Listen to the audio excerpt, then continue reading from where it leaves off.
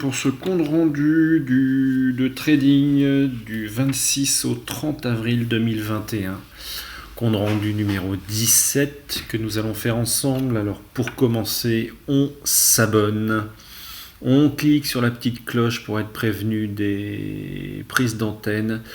Et une fois qu'on a fait ça, tout de suite on se sent beaucoup plus libéré, on est plus en forme, on est mieux, on est bien mieux. Alors qu'est-ce qui s'est passé cette semaine ?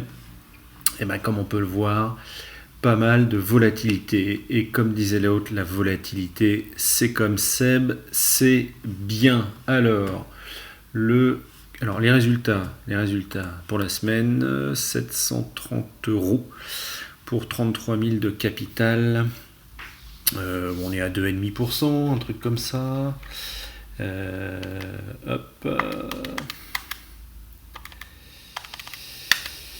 Ouais, 2,2 sur une semaine, c'est bien, si on est dans les clous, ça nous fait du 8-9% sur le mois, c'est tout à fait concevable, tout à fait acceptable, voilà. Alors, qu'est-ce qui s'est passé sur notre ami le CAC 40 ? Eh bien ça, encore des plus hauts historiques qui ont été cassés jeudi, enfin qui ont été faits jeudi, pour ensuite une petite redescente là, en fin de semaine.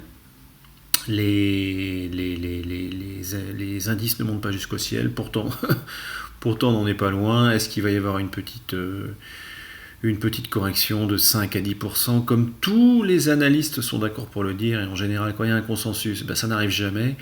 Donc nous verrons ce qui se passe. Quoi qu'il en soit, on est sur une petite baisse ici pour l'instant, une petite perte, mais qui n'est pas validée, donc pour l'instant on s'en fout. Mais quoi qu'il en soit, on a eu pas mal de volatilité, et tout ça c'est que du bonheur, tout ça s'exploite, et maintenant on va attendre la remontée au-dessus pour aller valider des plus-values. En espérant qu'elles arrivent, bien sûr, les probabilités sont là pour le dire. Pour le Dow Jones, c'est un petit peu pareil, quoique là on n'a pas atteint, et ça je pense qu'il faut en tenir compte, parce que c'est bien la première fois, une des rares semaines où on n'a pas cassé le plus haut historique. Pardon. Donc là une grosse montée ici, hop, voilà, 26.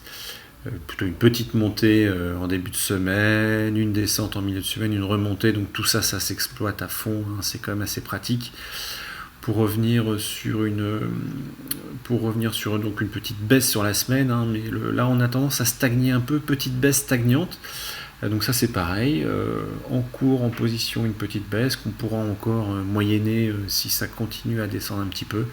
Sinon, si ça remonte, on ira faire nos petites plus-values pour le Dow Jones.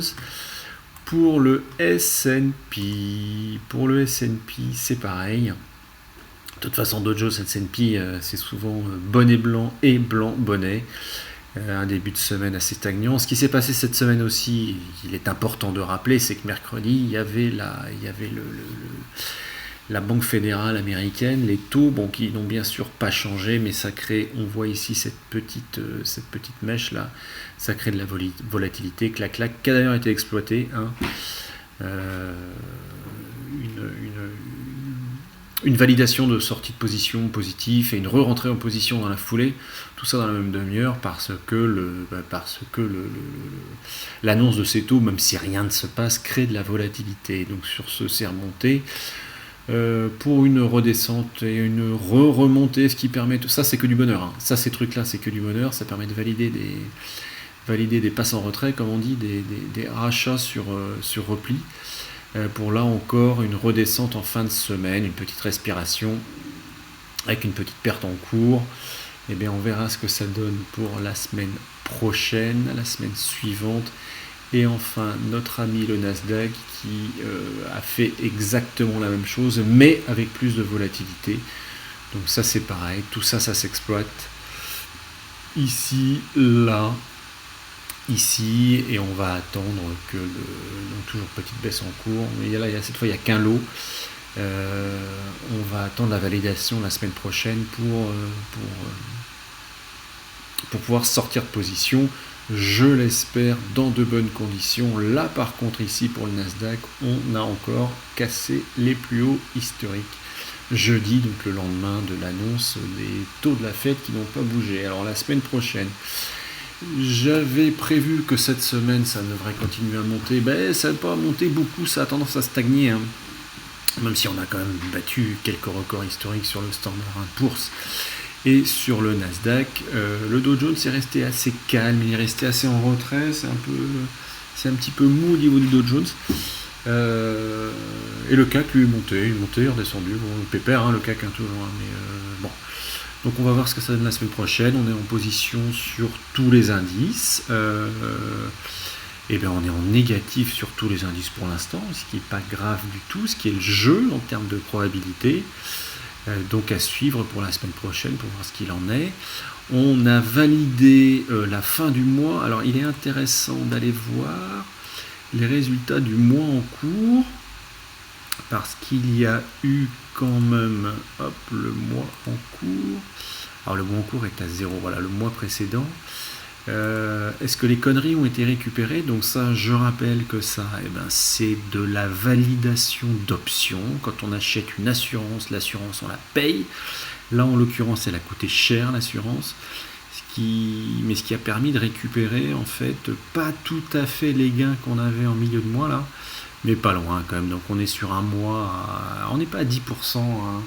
On partait de 31 000, 30 000 c'est plus 30 000, 30 000 divisé par, on est en euros, ouais, hop, par les 1000. Ah si, on a 10%, si, donc 10%, le target est atteint, donc ça c'est bien, le target est atteint, mais surtout, ces primes d'assurance là, franchement, je pense que je ne renouvellerai pas